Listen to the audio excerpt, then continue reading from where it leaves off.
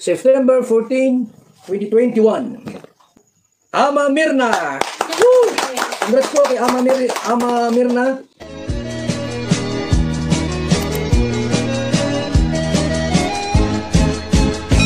Good morning! Ang aking tatalakayin ngayon at kukumustahin ay walang iba kundi si Jimel. Kilala pa ba ninyo kung sino si Jimel? Alam kong kilalang kilala ninyo ito dahil si Jimel ay napakasikat nung time niya, no? Nung unang kita siya ni Kuya Bal Santos Matubang at ni Kalinga Prab. Malit pa siya noon batang bata. Sa kabila ng kanyang kamusmusan, sa kabila ng kanyang kabataan, mga ilang taon ba siya noon? Mga 8 years old or 9 years old. Ay makitaan mo siya ng kadiskartehan na sa buhay. Dahil si Jimel, kung matatandaan po ninyo, yung bata ba na nakasakbit ng itak doon sa kanyang baywang noon, tumutulong siya. Hindi lang siya tumutulong, kundi dumidiskarte siya sa buhay para magkaroon sila ng pagkain, ng ulam, ganyan. Pumupunta siya sa bukid, naggagamas siya o naglilinis siya ng bukid. Pupunta siya sa ilog para manghuli ng isda, para may maulam sila, at makita mo talaga ng kadiskartehan niya. Bukod na sa masipag siya, napakagandang lalaki pa ni Jimel. At ang pinagdaanan po niya, kung natatandaan po ninyo, ay masalimuot din. Pero sa kabila ng mga pinagdaanan niya na yan, ay napagtagumpayan niya. Akala nga natin noon ay hindi na yan maalagaan ng Kalingap Pero salamat naman at siya ay pumunta kay Kalinga Prab. Sumama siya kay Kalinga Prab para may pagpatuloy ang kanyang pag-aaral, para siya ay hindi mapariwara at para siya ay mapaayos ang buhay, ganon. Matagal na itong si Jimel kay Kalinga Prab at si Kalinga Prab na ang nagpapaaral sa kanya. Ilang taon na rin niyang pinapaaral si Jimel. Malaki na nga ang pinagbago ni Jimel sa ngayon dahil ngayon si Jimel ay talagang naidukahan na ng husto, napayuhan na ng husto, nadisiplinahan na ng husto. At dahil na rin sa pag-aaral niya at sa impluensya rin ng Kalingap sa kanya, kaya napakaganda ang upbringing ni Jimel sa ngayon. Ang isa pang magandang nangyari kay Jimel sa ngayon ay napalapit siya sa Panginoon dahil sila Kalingap Prab nga ay nasa Panginoon, di ba? Tuwing linggo, nasa church sila. Siyempre kasama si Jimel. Sa lahat ng mga lakad nila pag linggo, yan, kasama si Jimel. Kaya si Jimel ay naimpluensya na ng husto sa mga kabaitan ng Kalingap at sa mga ginagawa rin ng Kalingap. Alam po ninyo itong nakaraan, kaya ko po nasabi ito dahil nung napanood ko nga po dito sa video ni Kuya Jason kay Mr. Bentiboy Vlog, nakita ko doon na ang laki na talaga ng pagbabago niya. Hindi lang yung pagbabago ng katawan dahil yung katawan niya ngayon ay kahit bata pa siya, kahit maliit pa siya, makitaan mo na siya yung bang kamaskuladuhan na ng kanyang katawan. Pero hindi lang yun ang kanyang pagbabagong nakita, kundi napabilib ako dun sa the way na pagsasalita niya, yung mga sinasabi niya, yung mga nababanggit ba niya na may inspired ka at hindi lang yun, mapapaiyak ka dahil sa may laman o may sustansya yung mga sinasabi ni Jimel.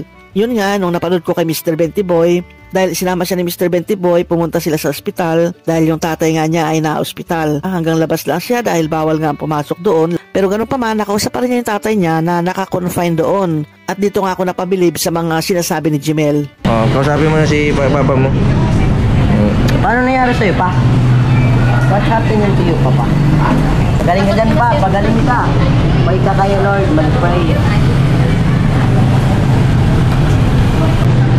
Pagaling ka dyan, pa. Mga bisita po ako sa Paracali, papa. Pagaling ka lang dyan, pa. Mapunta ako sa Paracali, papa. Pa, kung may bisyo ka man or itigil mo na yun, pa. Kasi, dyan magsisimula yung mga disgrasya, papa. Kung may bisyo ka man, itigil nyo na po yung bisyo nyo, papa. Tapos magpahinga-hinga lang po kayo. Exercise para lumakas-lakas pa po yung stamina nyo, papa. Tapos yung heart nyo. Nagsisikarili ba kasi papa mo? Dati po. Papa. Tigil nyo na, papa, yung mga papa, yung mga bisyo nyo, papa. Itigil nyo na yung mga bisyo nyo, papa. Okay lang naman ako dito, pa. Okay lang naman ako yung buhay dito, pa. Mabisita-bisita po ako dyan, pa. Pag nakalabas ka na, pa, mabisita ako para kain, pa. Ingat ka dyan, pa.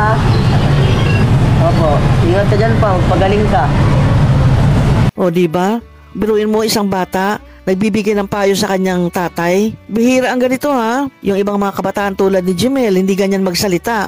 Walang ganyang boldness o walang ganyang mga pananalita na maririnig. Tanging kay Jimel ko lang ito narinig, mga Kalingap. Pinayuhan niya, pinangaralan niya ang kanyang tatay para hindi magkasakit, para maingatan ang katawan ng tatay niya. Yun nga, sinabi niya na iwas-iwasan na yung mga bisyo. Sinabihan niya yon ng sa magandang pamamaraan naman. Hindi siya nagalit, kundi napakaganda yung kanyang pagsasalita.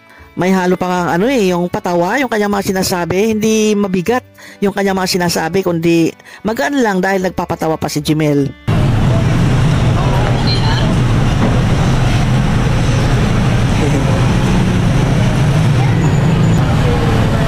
Mukha na tayo, Papa. Okay na ba?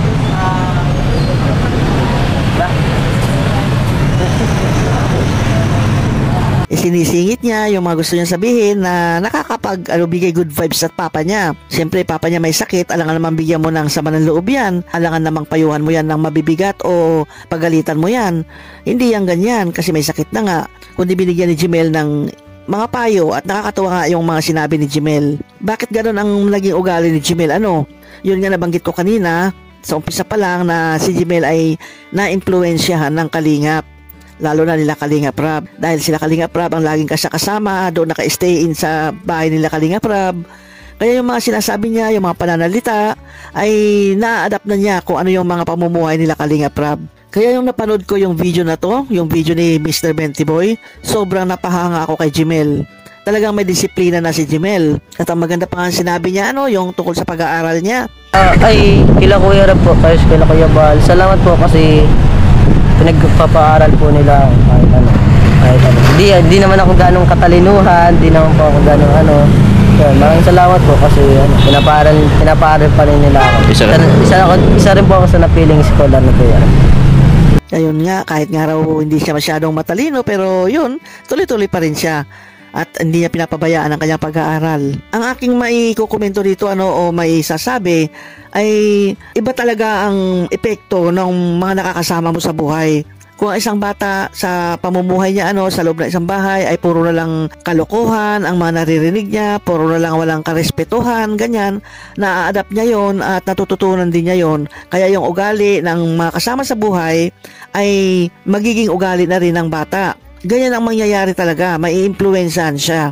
Pero kung ang kasama mo sa bahay ay may disiplina, may pagmamahal, at mga walang away-away, ganyan, siyempre yung bata lumalaki, yun ang nakikita niya, nakakagisnan niya, namumulatan niya, magiging ganun din siya paglaki. Kung mabait yung mga kasama, nagiging mabait din siya.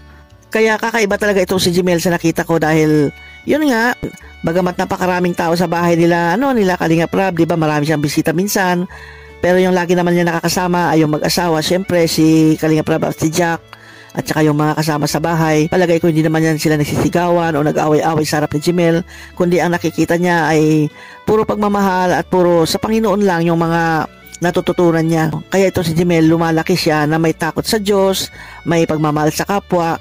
Kaya yun ang epekto. Napakaswerte talaga ni Jimel dahil sa kabila ng pinagdaanan niya noon, pinilit pa rin talagang in-encourage siya ni Kalingap Rab na doon tumira sa kanya at siya ang magpaparal sa kanya. At ito na nga, nakayanan naman ni Jimel ang tumagal doon kila Kalingap Rab. Nag-enjoy naman siya doon. Na nung una, siyempre, hindi ganun kasaya si Jimel doon, pero itong huli ay nakikita mo, nag-enjoy siya.